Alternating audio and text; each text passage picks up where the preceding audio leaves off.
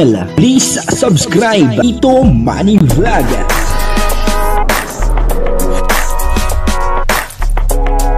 Payagan po si Tito Manny Vlog na mag-reactor para pambiling gamot sa kanya pong karamdaman. Wala man siyang records ng ng awayan.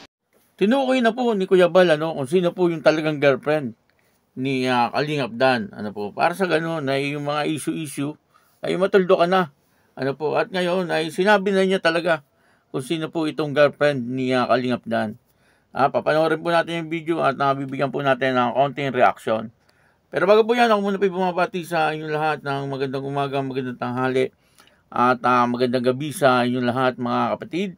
Saan man kayo ng panig ng mundo naroon ngayon ay mag-iingat kayo palagi at pagpalain kayo ng ating Panginoon. Maraming salamat din po sa patuloy na tumatangkilik sa aking YouTube channel at nanonood sa aking video reaction. Patuloy lang po natin suportahan sila Kuya Bal Santos Matubang, Kalingap Rab, Ate Edna Vlog, Jack Tapia, Kalingap Dan, at yung mga kasamahan ko po sa Karepa. Ganun din po yung Team Views at yung mga charity vlogger na Kalingap partner.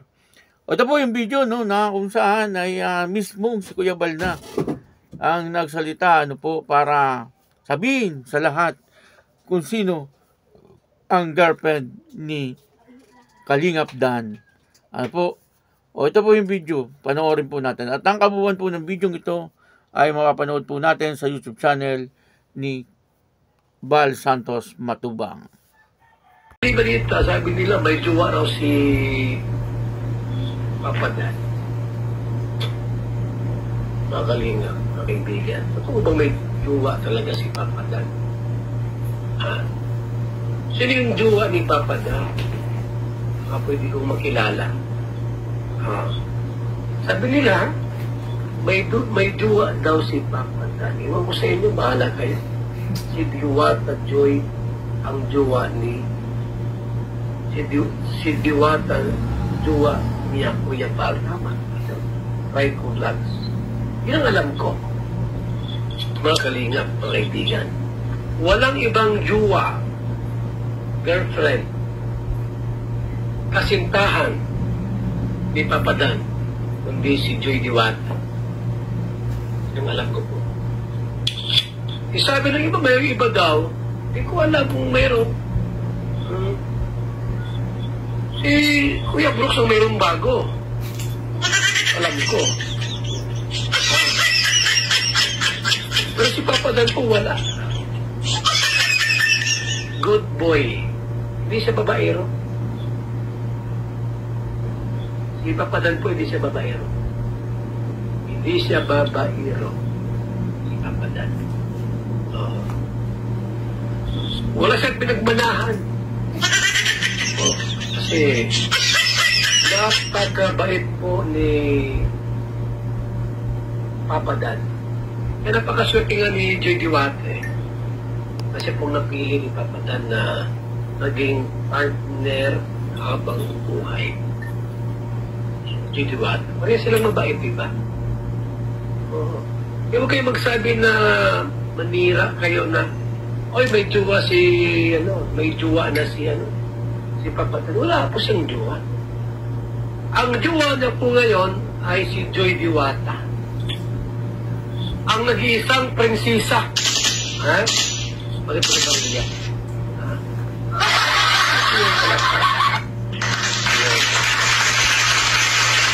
Ang nag-iisang Diwata po, yun ang girlfriend ni walang iba. Iba si Papa Dan po. Wala siyang pinagmanahan. Hindi siya babae. Hindi po mula sa matubang ang dugong dumadaloy sa kanya. Jowa.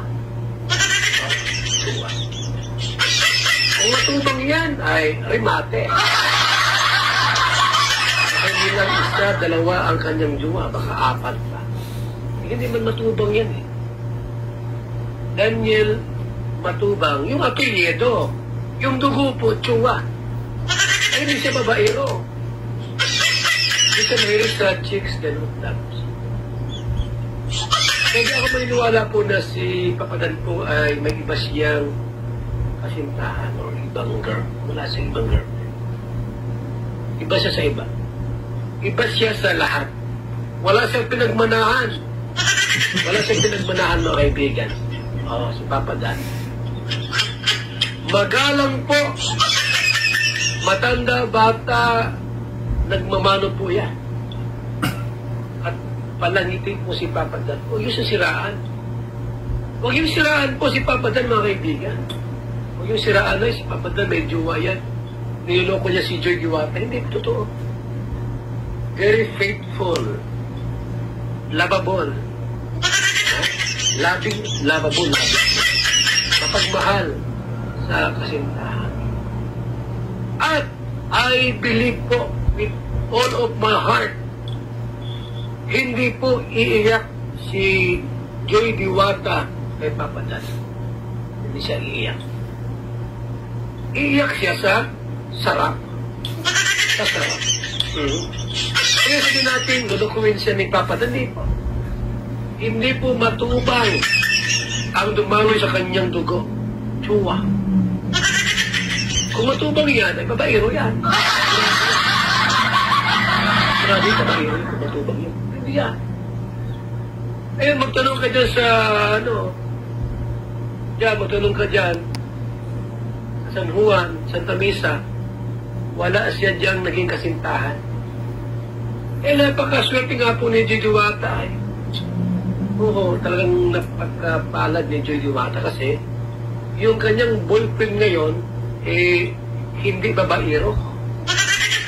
Hindi babaero. Hindi rin po lalakiro. Faithful.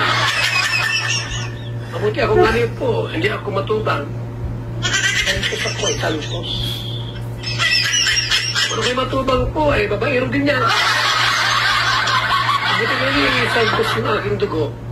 Ako ay so faithful.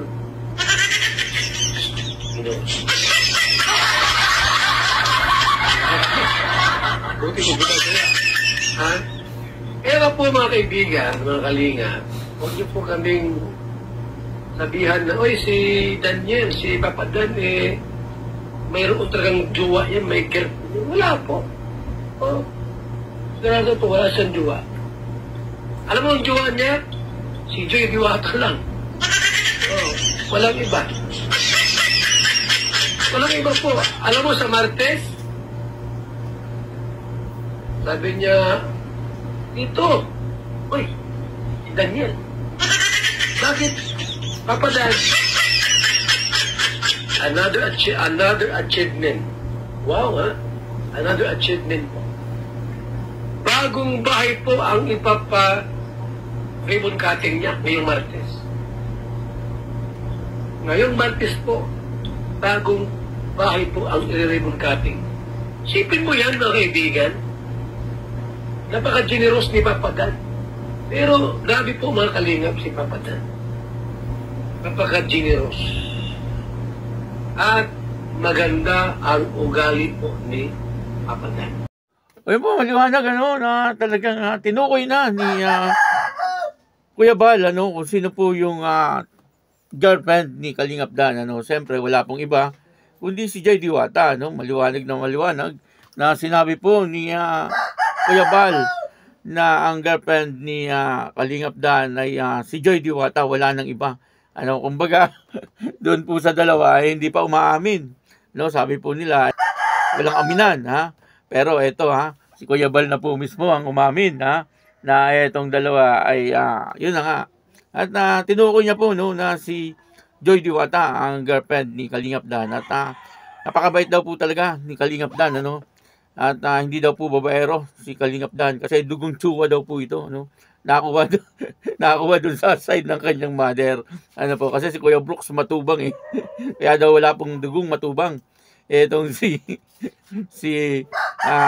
Kalingap Dan, kumbaga nananalaytay sa kanyang katawan na dugo ay dugong tsuwa. Yun po ay joke lang naman ni Kuya Bal. Alam naman po nating lahat na etong si Kalingap Dan ay anak ni Kuya Brooks. Talagang si Kuya Brooks ay napakabait din na tao. Marahil ay doon po nagmana si Kalingap Dan sa kanyang ama at ina kasi parehas naman pong mabait yung kanyang mga magulang, ano po. At yun na, ano, sabi po ni Kuya Bal, ay napakaswerte daw po nitong si Joy Diwata, ano, kumbaga ay mapalad, ano po. Kasi ay matinong tao itong si Kalingap Dan, ano. Maski daw po mag-imbestiga doon sa San Juan, sa may Santa Mesa, ano, ipagtanong kung meron po itong naging girlfriend talaga si Kalingap Dan, or sa ngayon ay may girlfriend ba talaga na taga doon. Ano, may mga nagsasabi po kasi na meron daw po itong girlfriend si Kalingap Dan sa Manila, no? Taga San Juan po itong si Kalingap Dan. Kaya ang sabi po ni Kuya Bal, magtanong kayo doon sa San Juan, ano, sa may Santa Mesa, kung talagang merong girlfriend yan doon, ano.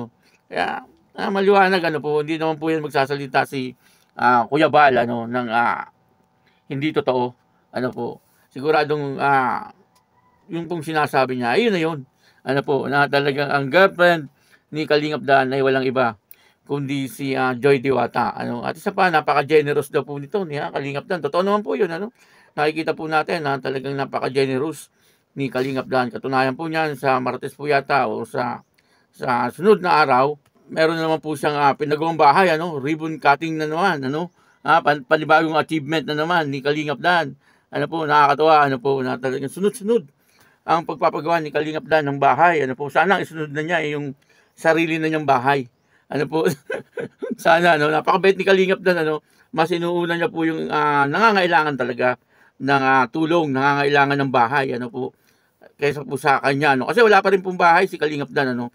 Meron po siyang pinagawa, pero kay Kuya Brooks po yun, ano, yung bahay na yun. Pwede naman din po siguro siyang tumira doon kasi magulang niya po yun, ano. Pero mas maganda po talaga yung talagang sa kanya na talaga, ano, yung siya mismo ang nakatira, no. Kaya para sa akin ay talagang napakabait ni Kalingap Dan kasi mas inuuna niya, ano po, yung iba, ano, kaysa sa kanyang sarili, ano po. Kaya yun, ano, maliwanag na sinabi ni Kuya Bal, ano po, na si Kalingap Dan ay walang ibang girlfriend kundi ito lamang si Joy Diwata. Ano po, yun sana yung mga basher dyan ay ano na kayo, maniwala na kayo, ano. O itigil nyo na yan, pambabas nyo tungkol dyan sa mga girlfriend na yan, ano, sapagkat yan ay walang katotohanan. Ano po, kaya yun, ano, patuloy lang po natin suportahan, siyempre, ang Danjoy, ano po, talagang napakaganda ng Danjoy, ano, patuloy na tinatangkilik ng mga tao. At maraming salamat po sa inyo lahat. At ako po si Tito Manny Vlog na nagsasabing God bless you all. Diyos mabalos.